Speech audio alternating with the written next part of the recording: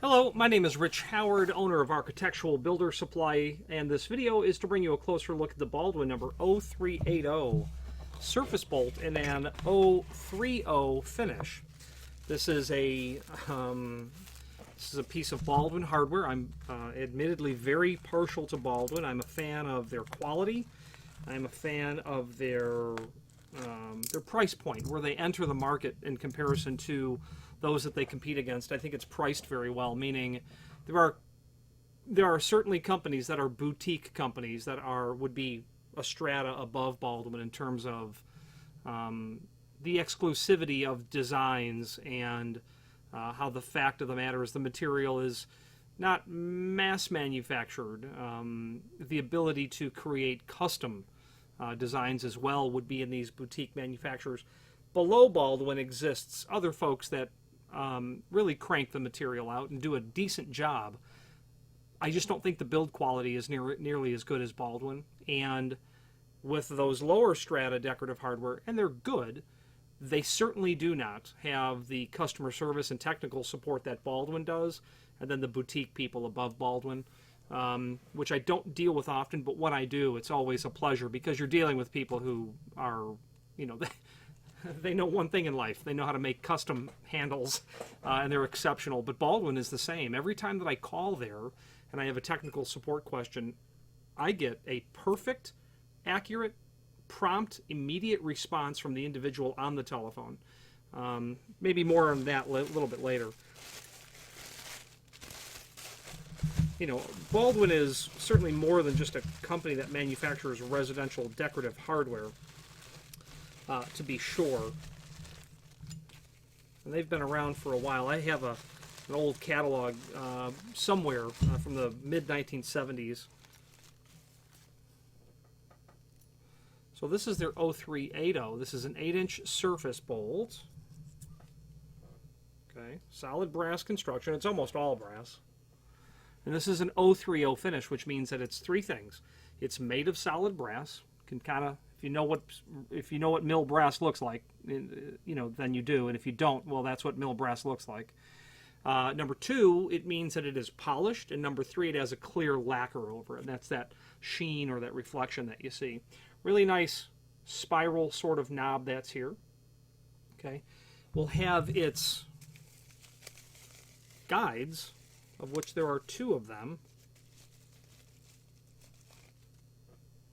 These are also cast brass. They are certainly going to make for a very nice and attractive finish.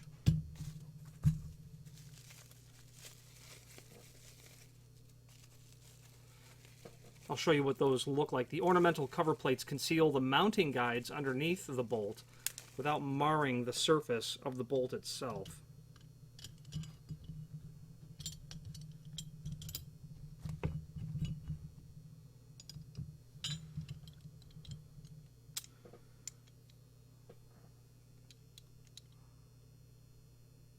Trying to get my hands off of that as much as possible.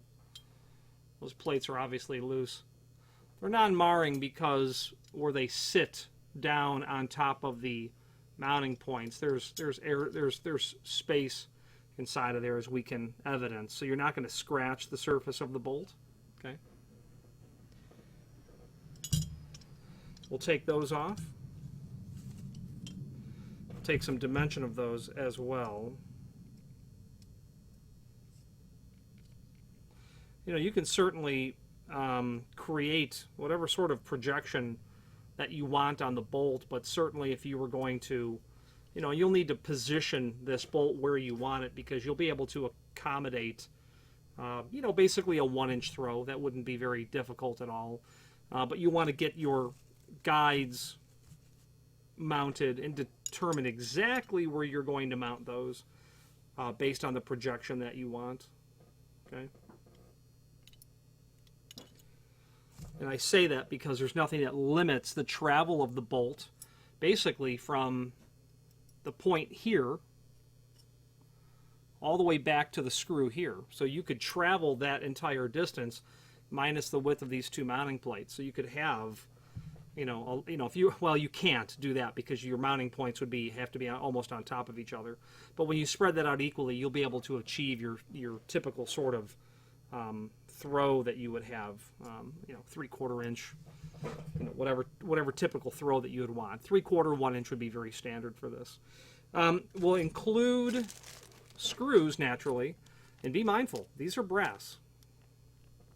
They may be stainless with a brass plating because something in here is marginally magnetic.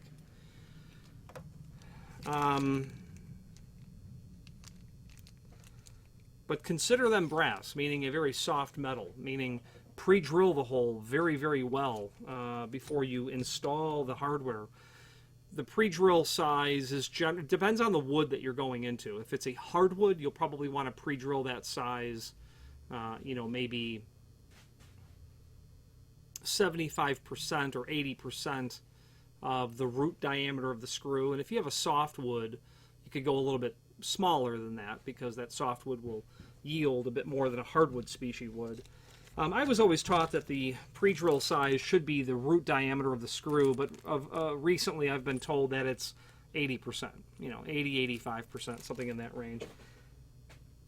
Make sure you have a very, very good fitting screwdriver. You don't want to strip these screws. If it's not going in and you sense that you're not getting any further, I would immediately stop.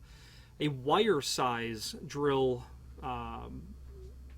assortment would be good rather than fractional sizes, because with wire sizes you can get much more fine increments when you are measuring something. I would use my caliper to determine my root diameter, and I would pick my wire size accordingly for my drill bit.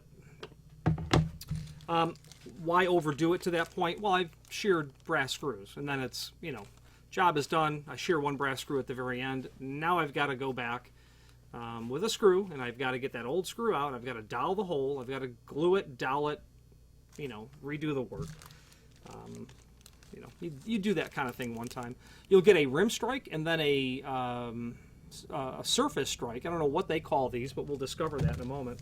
I would call them a mortise strike and a rim strike is what I would call them. This would be your mortise strike, and this would be your rim strike. These two strikes, and you can see how beautiful of a finish they are. When it's solid brass and you have a polished finish, they just really look,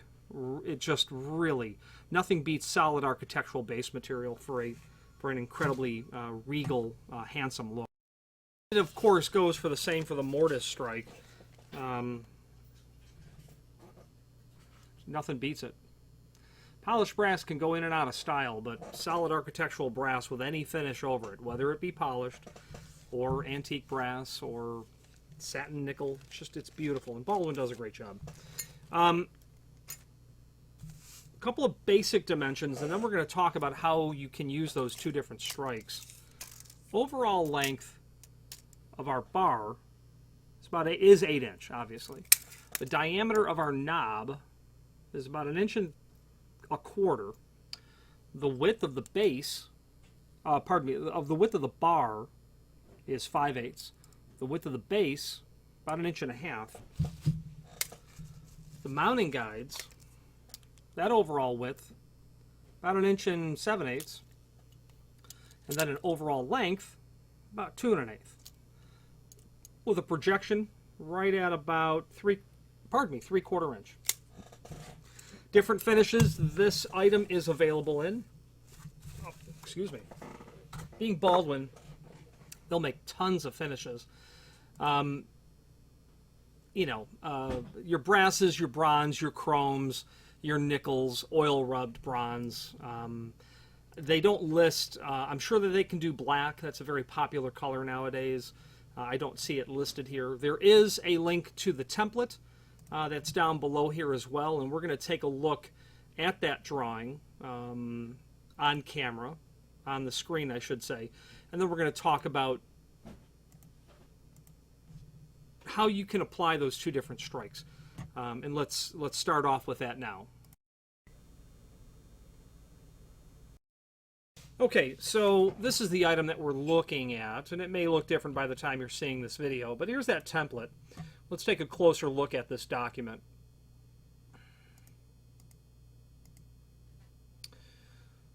So the varies with application, that ties into the, what sort of projection are you looking to accomplish? Okay.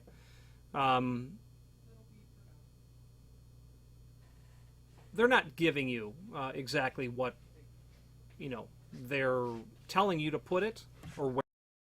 And we sure have noticed a little bit of discrepancy. If you see where the guides are placed on their technical drawing and then in the stock image from the factory, they go two different ways. This would be the way I'm familiar with seeing it, not the way that the technical drawing has it. No hard and fast rules about that. However, I'll tell you, I would prefer to mount it this way so that my fastening is as close to my strike insertion of my bolt as possible. I would prefer to do it this way from a strength perspective. Okay. Which is also, of course, justified by where they're placing these two holes at a 1/2 inch minimum. Then you get into the rim strike, and they don't show, well, they call it a universal strike. It's not, well, it's really not universal. It's a rim strike. Let's study why that is the case. So if you recall, we've got that flat mortise strike, and then we've got the flat mortise strike, and we've got our, what they're calling a universal strike. I would call a rim strike. You could also call it a T-strike. If you use your imagination, you can see why we would call it that. That actually, I think, is a bit more biased. That hole might be a bit more biased over here. Now, which strike you use is dependent on how your doors swing. Okay, so let's just assume that first you have, and whether the frame is single rabbet or the frame is double rabbet, it just doesn't matter. Okay, doesn't matter what you have. Both are common. If you have an in-swinging application, your door swing in, there's nowhere for you to use the mortise strike. It's just not going to fit anywhere.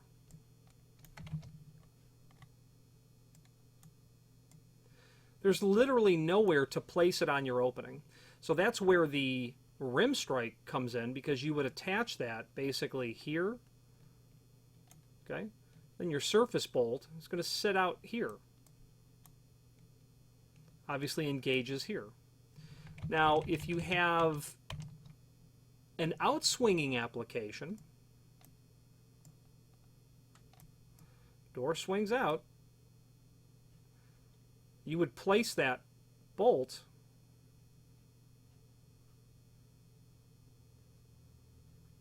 here, and this drawing is lousy, but imagine this goes up closer here. That mortise strike is going to go right in here, and we'll lock in. Okay, so whether or not it swings in or out is going to help you determine this.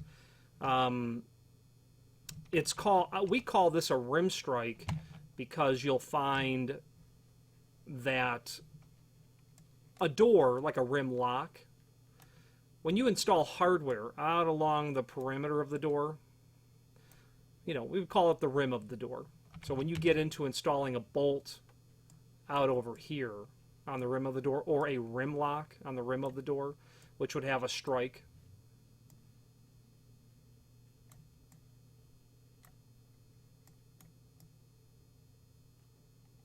okay, basement door on a house, that's going to swing in.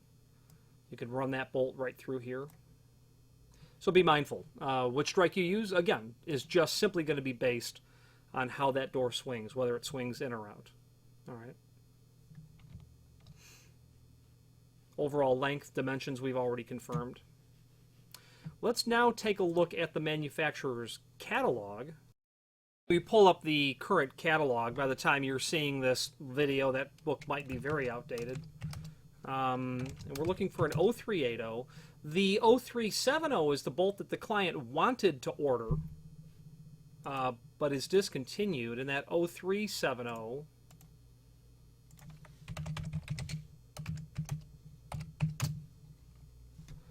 was here.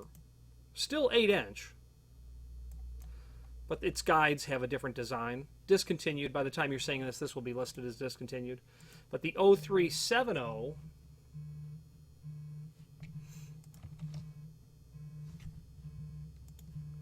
we're going to call it replaced by the 0380, and here's where we're seeing this. Okay, 0380 is 8-inch, 0383 24-inch. So you can see the different sizes that are available here. Okay, they do again show it opposite of that stock image.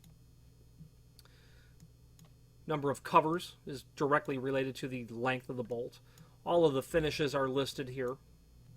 I could rattle off probably most of those by memory. Polished brass, you know, your brasses, your bronze, your chromes. They have black. Okay, 044 is some sort of satin brass variant, I believe.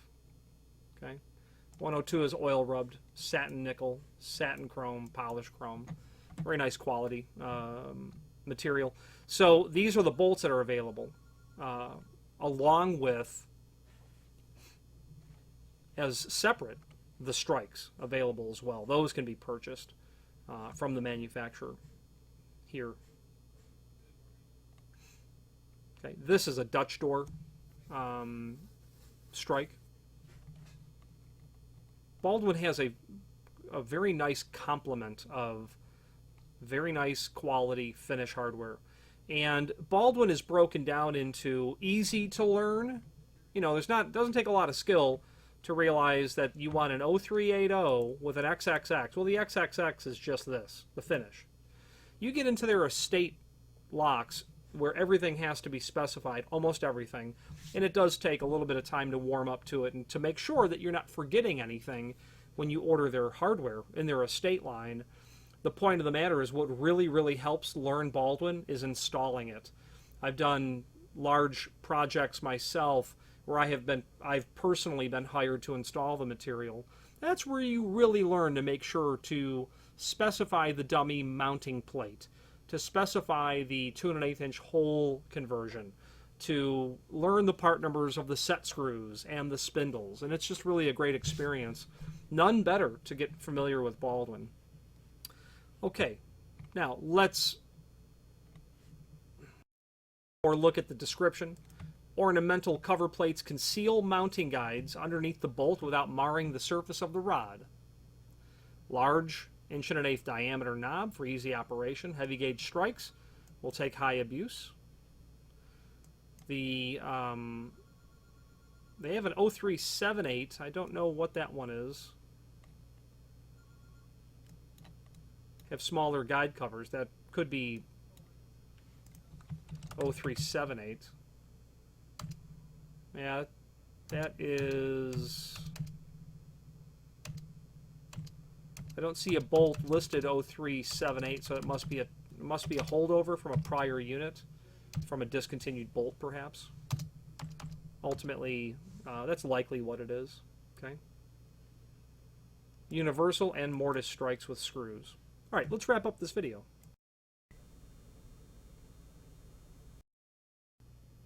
Now, as we went through earlier, the information regarding the bolt. Very, very nice and attractive bolt from Baldwin.